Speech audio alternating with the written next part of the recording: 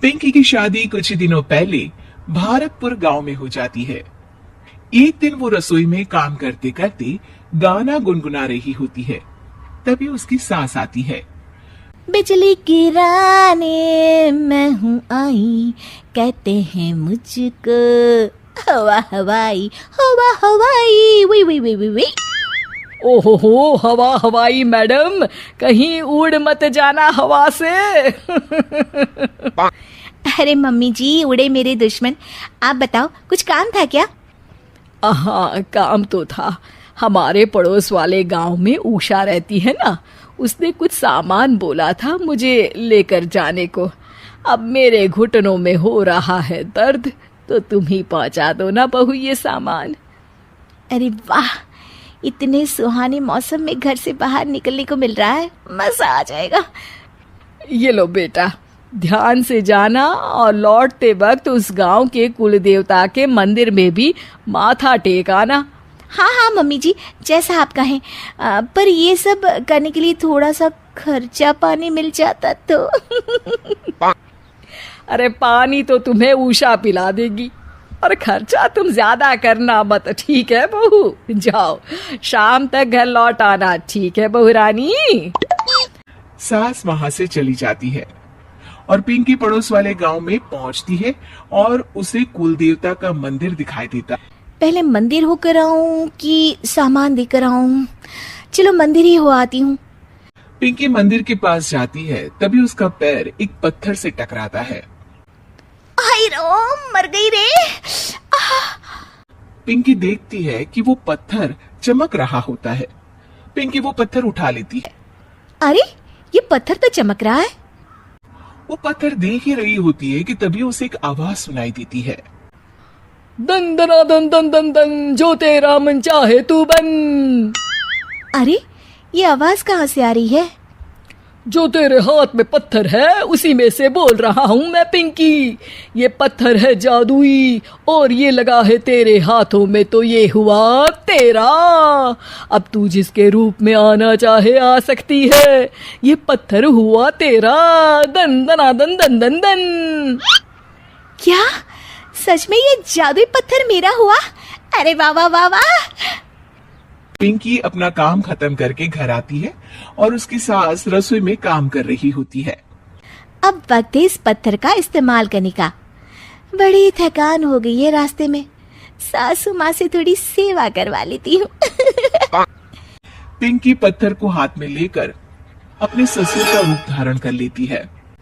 अरे ओ कमलेश की माँ, इधर तो आना जरा। क्या हुआ जी, क्यों चिल्ला रहे हैं? अरे मेरे सर में बड़ा दर्द है, जरा सर और कंधे की मालिश तो कर दो। मैं आपको मालिश वाली दिखती हूँ क्या? जाइए, किसी नाई के पास जाइए और कराइए मालिश। जी भर के कराइएगा। अरे तुम ही तो हो मेरी मालिश वाली। तुम्हारे कोमल कोमल हाथों से जब ये खूबसूरत उंगली में बालों में मालिश होती है, आहा, सर दर्द हो या कैसा भी दर्द भाग जाता है। आप भी ना, आपने पहले तो कभी मुझसे ऐसे बातें नहीं की। आइए बैठिए, कर देती हूँ मालिश। पिंकी की सास पिंकी की मालिश कर रही होती है और पिंकी को बड़ा ही आनंद आ रहा होता है। इसे कहते हैं स्वर्ग की जिंदगी। सासू माँ के हाथ किसी हथौड़े से कम नहीं है, पर फिर भी फ्री की मालिश तो मिल रही है ना। वाजी वाजी वाह। कुछ देर बाद पिंकी अपने कमरे में आ जाती है और पिंकी के असली ससुर घर आते हैं। पिंकी की सास अपनी तारीफों से बाहर ही नहीं निकली होती है।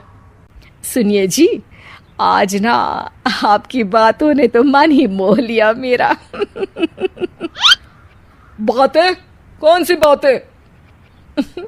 अरे वही कि मेरे इतने मुलायम हाथ और इतनी खूबसूरत उंगलियां हैं। ससुर जी को तो कुछ भी समझ में नहीं आता और पिंकी वहां आकर चुपके चुपके उनकी बातें सुनकर आनंद ले रही होती है। अरे मैंने ये सब कब कहा? आज तो मैं जल्दी काम पर चला गया था। अरे अभी मैंने आपकी मालिश की अपने इन्हीं कोमल हाथों से। कोमल और तुम्हारे हाथ, अरे कमलेश की माँ, तुम्हारे हाथ तो इतने सख्त हैं कि अखरोट ही तोड़ दे।